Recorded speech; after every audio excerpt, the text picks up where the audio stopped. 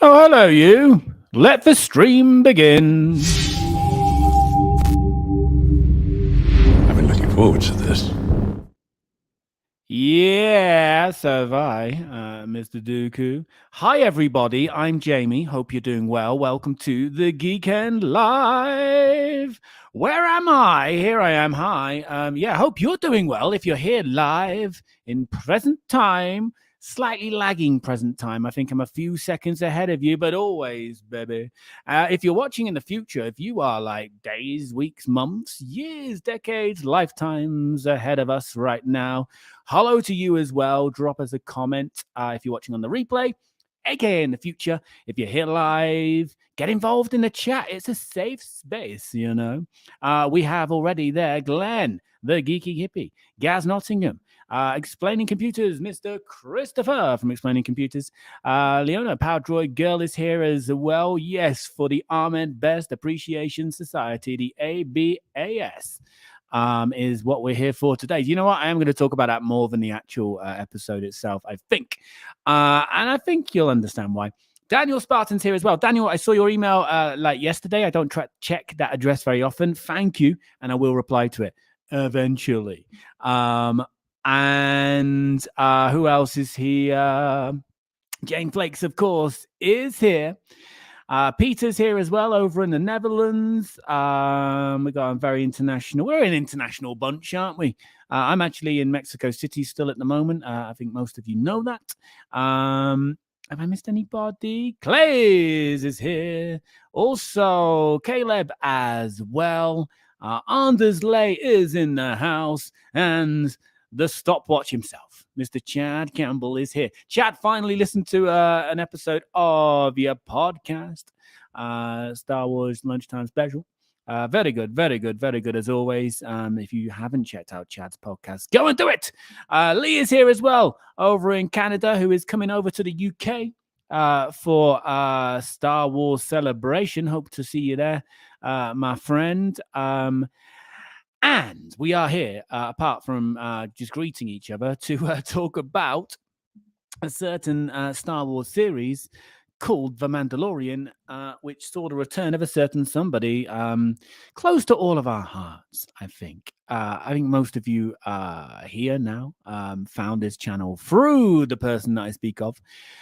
We'll talk about that later. But this is chapter 20, the foundling of season 3 of The Mandalorian. This episode was directed by Carl Weathers, Griff Karga himself. And we're going to talk about it. There's going to be spoilers. The biggest one of which we've kind of already hinted upon, but I chose not to put it in the thumbnail of this stream for anyone out there who's, just on YouTube and hasn't considered the fact that they could stumble across a spoiler for a show or an episode that's only been out for a day that they've not yet seen.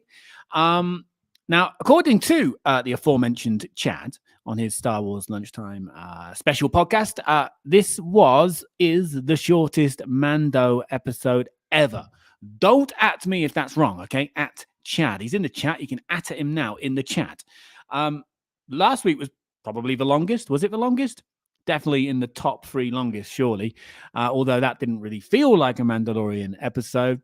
I enjoyed it. I know not everybody did, but I really enjoyed last week.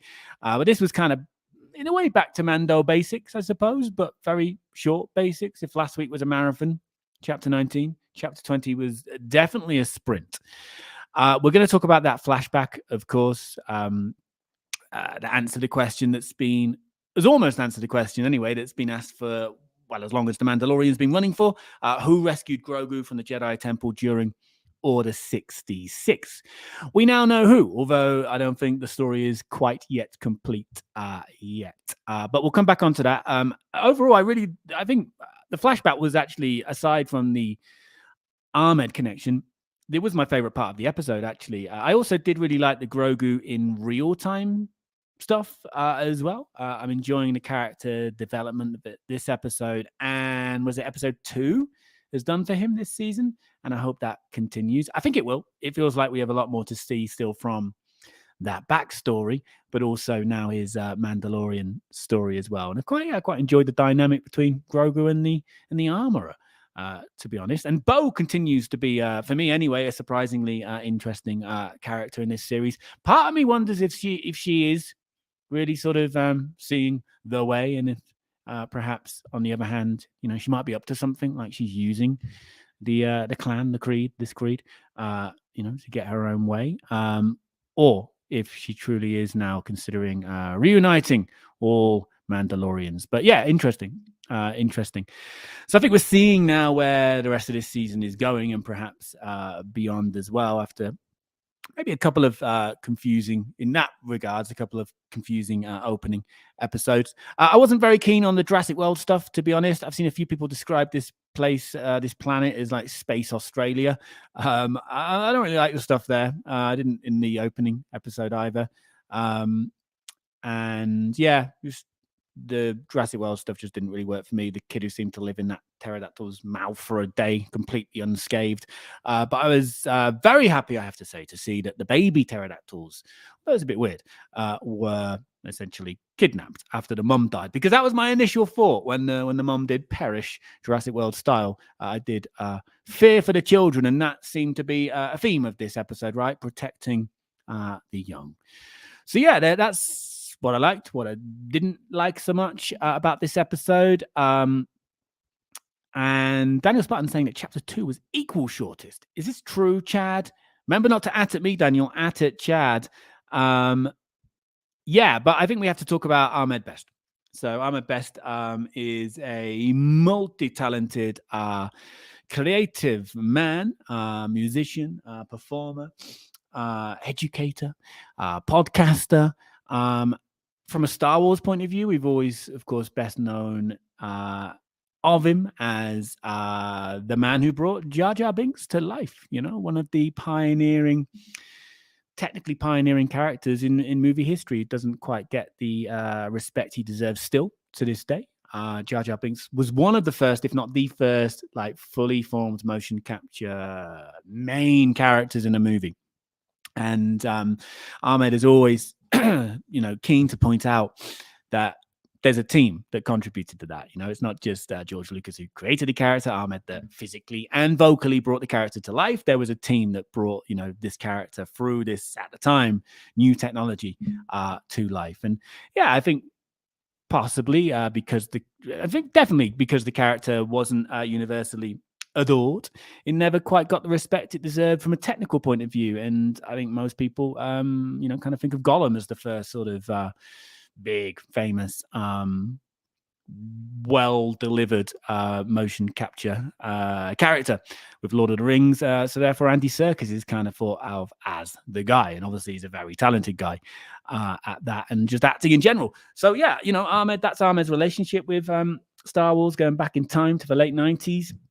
And he did nothing wrong. At the end of the day, he was given a script and he did exactly what he was told to do, and he did it great. No matter what you think of the character at the time or even now, Ahmed did do a really good job, but obviously got the brunt of most of the backlash. And if you, again, you've probably discovered this channel through interviews that I've done with Ahmed Best, who has become a friend. And yeah, so I sort of speak here from a personal point of view, as well as a Star Wars fan point of view, but he did get the brunt of the backlash. He said in interviews with me and with others that he couldn't get an interview, an audition by association.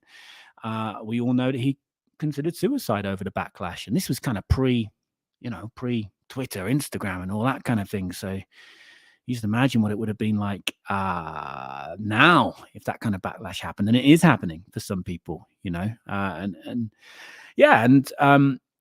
I remember the first few interviews I did with Ahmed, he was not interested in coming back to Star Wars. He said that he was not interested. This guy was burnt, career-wise, mentally, physically, burnt by this, what should have been amazing experience, because he was a Star Wars fan.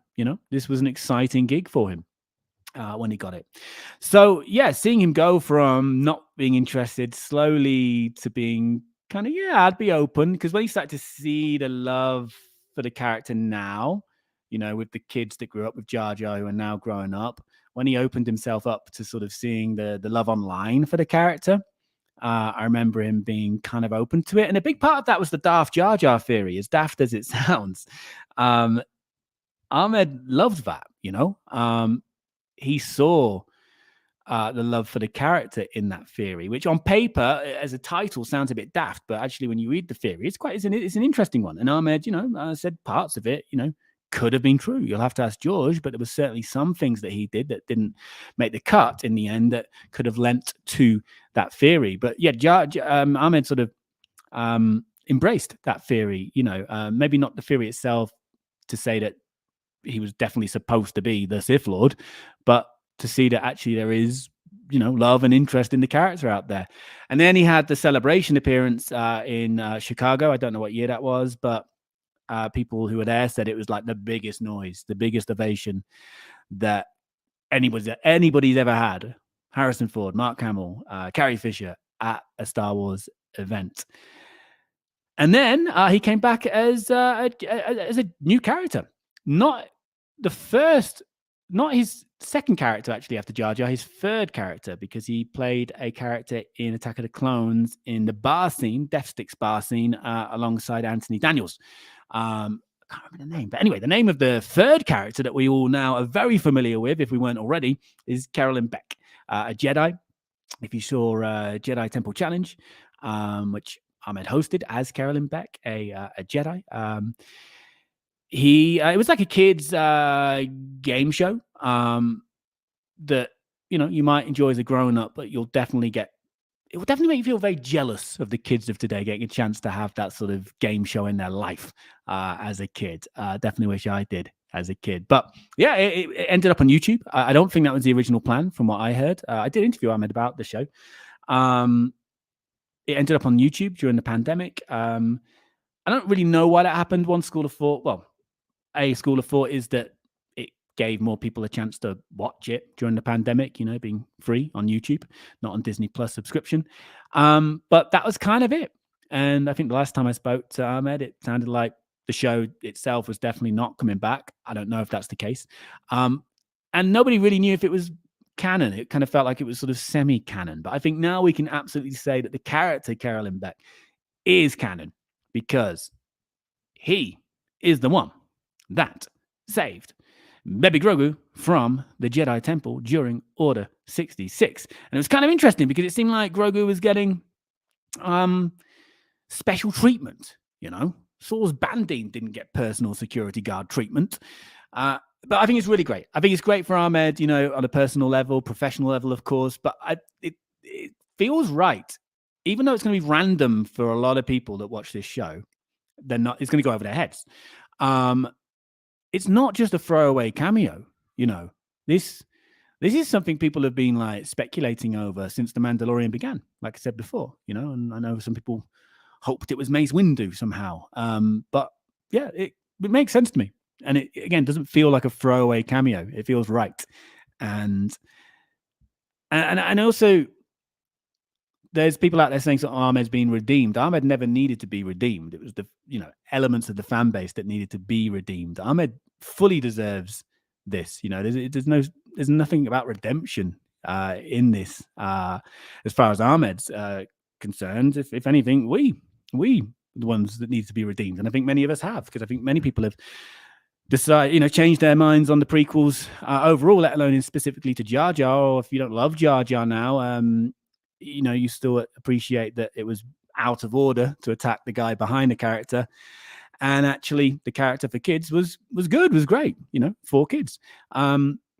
And some big kids too. So yeah, I have to say it got spoiled for me, by the way, by somebody in this live chat. But that's my fault for not turning notifications off. But I still didn't. I knew Ahmed was involved from somebody in this chat who will not be named, spoiling it for me. But I didn't know. That didn't make me think, okay, it's going to be Carolyn Beck. I assumed it was going to be Jar Jar, or it was going to be a brand new character. So I was still really intrigued as to how Ahmed fits into this. And yeah, when that flashback scene started, I don't think I then instantly knew this was going to be the moment he fits in. But as soon as I heard the other Jedi say, take him to Carolyn or whatever it was, yeah, then it set in. And then genuinely, it was great. As a Star Wars fan, it was a great moment and it worked for me. I didn't find it weird or anything. It didn't take me out. I mean, it did take me out of it because of the personal level, just being personally so happy for Ahmed, like so many. So yeah, I'm going to do my scores now, to be honest. I'm going to give 10 out of 10 for Ahmed, 9 out of 10 for the flashback scene overall, because I really enjoyed that scene. 7 out of 10 for the episode overall. But yeah, personal level with Ahmed, 10 out of 10 in his performance as well. And I really love that scene overall. All right, everybody, let me come back to the chat and see what everybody's saying. Lee saying Ahmed Best is my hero. Chain Flakes, we're at it again. Well, it was a great episode with no milking of Grogu, so to speak. Yeah, I saw a bit of chatter in the chat about the fact that they were like Naboo guards, weren't they? Who helped Carolyn get Grogu off Coruscant. And I saw speculation, I think, from Daniel Spartan. I can't find the comment now. And I've seen this somewhere else as well, that perhaps there's, Jar Jar's involved. Representative Binks is involved. And Padme would have been senator at the time, right? I saw that being discussed. And that's kind of interesting. So it's probably not entirely out of the question that Ahmed could appear also as Jar Jar. Although, as Ahmed has said, they don't necessarily need him anymore to be Jar Jar physically, because they've got all of the movements, in the system, however the technical wizardry works already. But of course, they'd need his voice. Right. Okay. I'm trying to get to where we are with the comments. Jane Flake says, I think the bow is more complex than simply using the covert. She's learning, bonding, and finding her way. Yeah.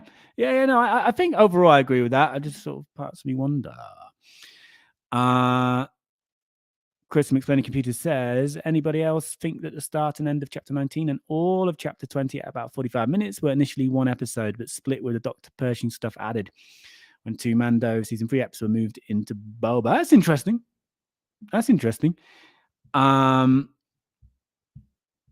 Jane Flake says, Ahmed Best is a legend. We love him. Clay says, Ahmed Best, FTW. Is that for the win? I'm not very hip with these acronyms. Is that for the win? If it is, I agree, baby. Mollen J. Ahmed Best starring was awesome. He was treated so bad. He deserves the best. He does. And again, it's not redemption for Ahmed. He didn't need to be redeemed for anything, and it's not just about the way he was treated, which is obviously terrible and should never happen again to anybody. But, it's the fact that he actually did do a very good job and was an important part of a process that is now, has changed the way movies are made, but just there's no recognition of that really outside of a certain circle of the Star Wars fan base. Like my brother's a fairly big Star Wars fan. My older brother, he's the guy who got me into it. You got him to blame. I think even this might have gone over his head a bit, to be honest. I haven't spoken to him yet. Liam Robertson, hope you're doing well, my friend. Game history guy says, I was delighted to see Ahmed show up. Such a big surprise. I had no idea that was going to happen and totally didn't expect it. Did he let on to you that anything was happening at all? No. Well, no, he didn't. He, in hindsight, now thinking back, he did hint towards things happening, but that he does so many different things that didn't necessarily mean it was Star Wars. And now, like, knowing him on a personal level now, we first met through Star Wars and only spoke about Star Wars, but since then, conversations have gone well beyond Star Wars. So I remember somebody during some point of the pandemic, all blurs into one, so I don't know which year it was, but asked me if I could help them get an interview with Ahmed, and I said I'll try, and spoke to him, and he was like, yeah, I'm not doing interviews at the moment because I'm just super busy, but soon I'll have a lot to talk about. But again, I didn't think that would be, he may not have even known about this at that time. Maybe he did. Maybe that was one of the things. But again, he does so many different things, music, education, podcasts, his one-man show as well, which haven't had an update on for a while. Although, yeah, I know it's still in the works. But yeah, so maybe he did, but I'm not sure. But we'll talk to him. We'll talk to him, of course. It won't happen for a little while because sure, he's busy, but also actually weirdly I'm the busy one at the moment, which I'm not used to. But yeah, I'm sure in a few months' time or something we can have a chat and get all the deets. But I imagine before then somebody else will talk. I hope Star Wars official do something with him, like a behind the scenes type thing, even if it's a print interview on the website. I hope so, because when you Google Ahmed or YouTube search Ahmed, it is generally this channel that comes up. And obviously, it doesn't matter that his channel's small because it has, in some ways, just as much chance as a big channel. But I hope something more mainstream shares the story first, through an interview with Ahmed or behind the scenes featurette. And obviously, the natural place for that would be the official Star Wars website, etc., or something like Entertainment Weekly or something like that. That would be great. I'm happy to wait. Jane Blake says Darth Jar Jar is fabulous as a theory. I would love to see that play out. Gaz Nottingham, it was so nice seeing Ahmed getting a standing ovation at Celebration. Happy to see the Saban hand getting the love. Yeah. I actually messaged him when it got spoiled for me by somebody in this chat right now. And then I was like, oh, it doesn't matter, I can go on Instagram now. Because I don't watch Mando straight away on the Wednesday. I wait till the evening. I'm on Central Time at the moment. And yeah, so I was like, I'm going to go on Instagram. I don't care. It's kind of been spoiled already. And I saw a few stories of Ahmed's. And I did message him and say, congratulations. Ahmed Beck. Yeah, that's the character from Attack of the Clones. Thank you, David. Hope you're doing well, my friend. And yeah, Ahmed loved that character, and actually at one point had an Instagram account dedicated to his action figure. Chris says I'm 56 and like Jar Jar, and there's nothing wrong with that, my friends. I've said this before. I was at an age when The Phantom Menace came out where I was probably slightly too old to absolutely love Jar Jar or just to love Jar Jar, but equally I was definitely too young to hate him or dislike him. Hate's ridiculous, man. It's a movie character. But yeah, I was definitely too young to sort of. The jokes were fine, even stepping in voodoo or whatever. That was fine, but not laugh out loud, if you like. I was definitely a bit too old for that kind of territory of emotional outbursts. But yeah, learning about the process, I have the utmost respect for the character these days. And the character isn't just important for Star Wars. It's important for movie history in terms of how some characters are brought to life now. Clay's 55. Well, you lose out to Chris there by a year. Jar Jar's always been a fave. Jane Flake says our pet Al has a cuddly Jar Jar that she sits on. Lovely. I get like excuse me in my head then. Wow, the owl is 70, so the owl in human years defeats both Clays and Chris from Explaining Computers. Power to a Girl says I've got many Jar Jar collectibles. My favorite being an interactive money bank. Peter says Jar Jar was goofy as heck, but always enjoyed him, and that was the point. That was the point. Again, maybe too goofy for some. Growing ups at the time, and that's okay. That's okay. But it's how you deal with how you react to such things is where we may stray into territory that's not okay. Glenn the Geeky Hippie says this is a regular old Jar Jar Binks fan club in here. It really is, isn't it? And he deserves it. So we've definitely just talked about Ahmed more than the episode here, but I didn't love the episode. I thought it was good, but Ahmed, personally, for Ahmed, 10 out of 10. And for the flashback scene in general, I give it a 9 out of 10. But the episode is 7 out of 10. So let's get your scores in. I can see Glenn giving it an 8 out of 10 and a huge 15.99 out of 10 for Ahmed. Jane asks, how long until Jake Lloyd is given another chance to find the kindness of the fandom? That's more complicated than Ahmed. I don't know what the latest is, of course, but Jake Lloyd was arrested. There are a lot of mental health issues there, and the family, from what I've read, caring for him. He's got to very different road to recovery than Ahmed's. It's similar treatment to Ahmed, but was so much younger.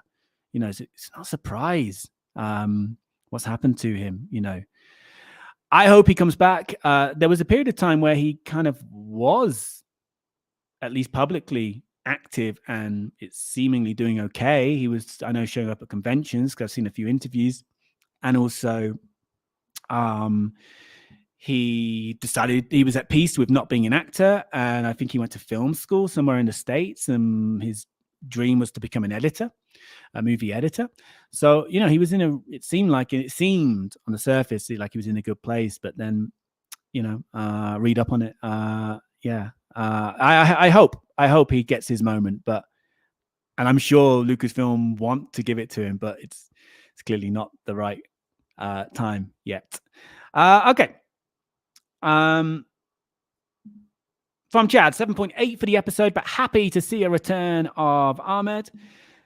Another 8 for this chapter from Chris from Explaining Computers. So we've had 2 8s. Naboopians. Valmont, hope you're doing okay. Valmont says, makes complete sense story-wise that Master Keller in Beck was the one saving Grogu based on his great empathy towards younglings as seen in Jedi Temple Challenge. Yeah, no, it's great. And yeah, like I said before, it's just great as well that it's not a throwaway cameo at all. I agree. It does make sense. It's going to go over so many people's heads, of course, but it does make sense, in my opinion. Peter episode was too short, so a 7 out of 10 for that, and a 112 out of 10 for Ahmed. We are spoiling him, people. We really are. No, I haven't made pog soup. I still thought it was pork soup. Gaz Nottingham, 8.25 out of 10. Love the Grogu flashback. Carl Weathers knows how to direct action. I didn't like the training scene, I have to say. 10 out of 10 for the Sabered Hand. And Ken Knapsock, Mr. Ken Knapsock is here for the Ahmed Love. You have officially entered the Ahmed Best Fan Club, or the Jar Jar Binks Fan Club as well. It does seem. Hope you're doing well, Ken. And I look forward to being in the real world with you. We can touch, we can taste beers together very soon in London. Ken is going to be there for celebration. I'm going to be there too. So yeah, we need to make plans. I need to know your schedule, Ken. I need to know it. And we have to make many beers happen. What have we got here, Clays? 1,138 out of 10 for Ahmed. 7 out of 10 for the episode. Same score as me for the episode. And I'm with you. I did give Ahmed 10 out of 10. But I can go up to 1,138 as well. And Padua Girl, hats off to the people behind the cameras for making that happen for Ahmed. Yeah. There's obviously been a growing support for Ahmed in the fandom. And, Lucasfilm counts as the fandom because everyone I know who works there are definitely big, huge Star Wars fans. That's what got them into it. So yeah, I'm glad the momentum that's been building for years now has reached this point, and hopefully not the end. It definitely feels like we have more of that flashback to come, and I can't imagine Jedi Temple Challenge coming back, although who knows, but surely there's other ways to keep the character alive and Ahmed as part of the universe in this other way. Liam says, I'm so curious to find out when Ahmed filmed that and how it came about. Hopefully you can talk to him sometime and find out more. Very happy for him. Yeah, no, we'll definitely do a chat. I need to actually, on a this subject, I need to talk to him about something. But I feel like I'll probably wait a few weeks now, let his phone cool down a bit. But yeah, no, we'll definitely do an interview. But as I said before, I don't know if you were here, Liam, but I hope, because again, when you type Ahmed in on YouTube or even Google, it's this channel that comes up, and he deserves so much better than that. I know this doesn't matter because algorithms doesn't really matter about your size and all that, but I hope this story is, told at a more mainstream level, whether it be the official Star Wars website, through an interview, through a behind the scenes featurette, or, something like Entertainment Weekly or something, or the BBC or whatever. I hope it's, something that can bring the story to the mainstream more than something like this channel. So hopefully there'll be more interviews before I get round to it. But yeah, of course, we'll do something. I can just say that. It's cool. I can just say that because I know he'll do it. I know he'll do it eventually, but now's not the time. Frogger's here. Hope you're doing well, Frogger. I know it's late for you, 10:30 in Germany at the moment. So I'm glad that you've leapt out of bed, because I know you like your early nights on a school night. You've leapt out of bed to come and see us for a bit. That's good. And Frogger also says, I was stoked to see Ahmed back in Star Wars. Good episode overall. Jason in Melbourne, definitely in the future. Seeing Ahmed was a wonderful surprise. 9 out of 10. Caleb, sorry, I missed your score. If I've missed your score, please get them in. We're going to be wrapping up any minute now because I know Chad's here. I'm feeling the pressure and we've gone over 30 minutes. Caleb says, I'm similar score-wise to Jamie. 10 out of 10 for the flashback scene. 7 for the rest. Jane's still on about her owl. Technically, the owl belongs to the wife. She collects the table things that she can love. 7.2 out of 10 from Daniel Spartan. Need to rescore the first two, though. Oh, up or down? Jane Flakes, 9 out of 12 for the show, but full score for Ahmed, making me cry. Padua Girl, 10 out of 10 for Kelleran. 7 out of 10 for the episode, much like everyone else. Yeah, it does seem. I don't think we spoke about the episode really beyond the flashback scene and Ahmed's involvement and what that means, because it means so much more than any other cameo we've probably had. You know, you can call Luke Skywalker a cameo in The Mandalorian, right? This means so much more in so many different ways, I believe. Jake Lloyd is never stuck with acting. I mentioned he went to, from what I gather, he went to like a film school in the States somewhere and was studying editing. He wanted to get into movie editing. So no, it seems like he was very much at peace with not acting anymore. Did I do Frogger's score? Anyway, do it again. 7 out of 10 from Frogger. Solid episode. Ken says, see you soon indeed.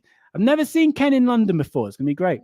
And there's going to be a few others that I have met through YouTube and what have you that I'm going to meet for the first time. But me and Ken have met a couple of times in his neck of the woods in LA.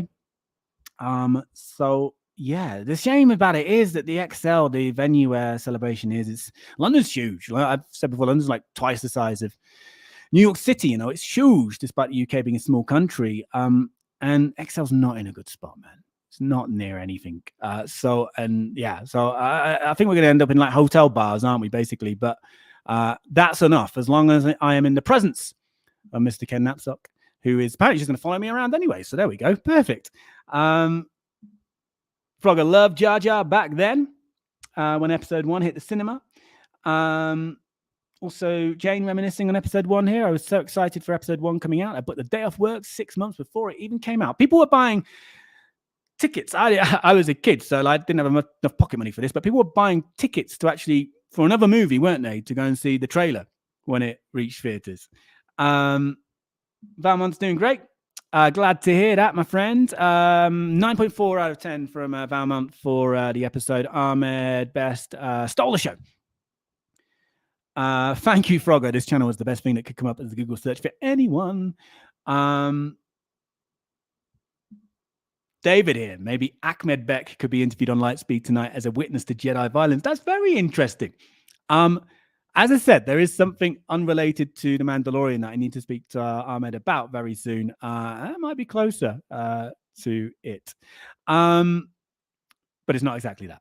But that's a good idea. Valmont, P.S. Always loved Jar Jar. And by the way, my mom discovered Star Wars at age 50, and it's always been, Jar Jar has always been her favorite character. 7 out of 10 for the episode from David. Mate, I've been longer than the episode, haven't I? In this way, it might be longer than last week's episode as well. I got to go in a minute. We've all got lives to get on with. I'm also playing football in 25 minutes, the round type. Yeah, Daniel Spartan, this stream is now officially longer than the episode. I think it's the longest stream I've done this Mando series. Frogger, bloody phone chat. I don't know why you're angry with the phone chat. I don't like my early nights. I just have to go to bed early because my job is very demanding and often I have to start early. It's okay, Frogger. You don't need to defend yourself and your sleeping schedule. It's fine. I mean, I'll be doing them earlier again soon when I'm back in the UK, back in Europe. But yeah, so then maybe you can join more. Was it Meet Joe Black, the movie with the Phantom Menace trailer attached? From Caleb, the only thing that can beat this would be a Foden Bede cameo. Well, you never know, baby. Yeah, real football indeed, the round type. Frogger, it's okay, man. Go and get your sleep. You don't need to defend yourself. Get your beauty sleep. Powder Girl says The Prince of Egypt was the movie that Powder Girl saw for the episode 1 trailer.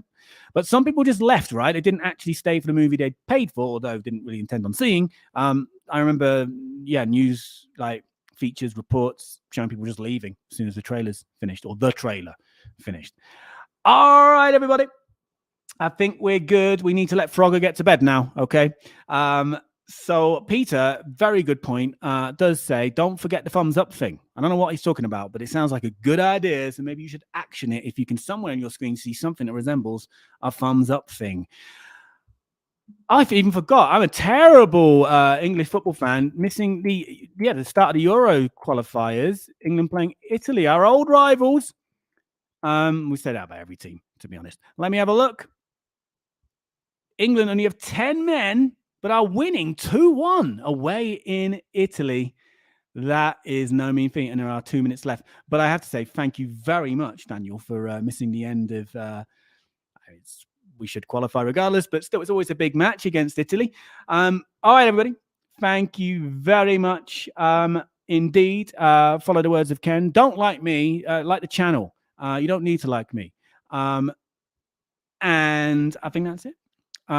So, Ken, we need to talk because it's like 10 days or something, which is scary. So, yeah. Thank you, everybody, for joining. Not just Ken, but thank you, Ken, also. Frogger, what are you doing here? You should be in bed, man. You've got to be up in like 6 hours. Get to bed, Frogger. All right, start waving, everybody, because there's this little lag. If you're not aware, there's an awkward lag when I click end broadcast before it actually ends.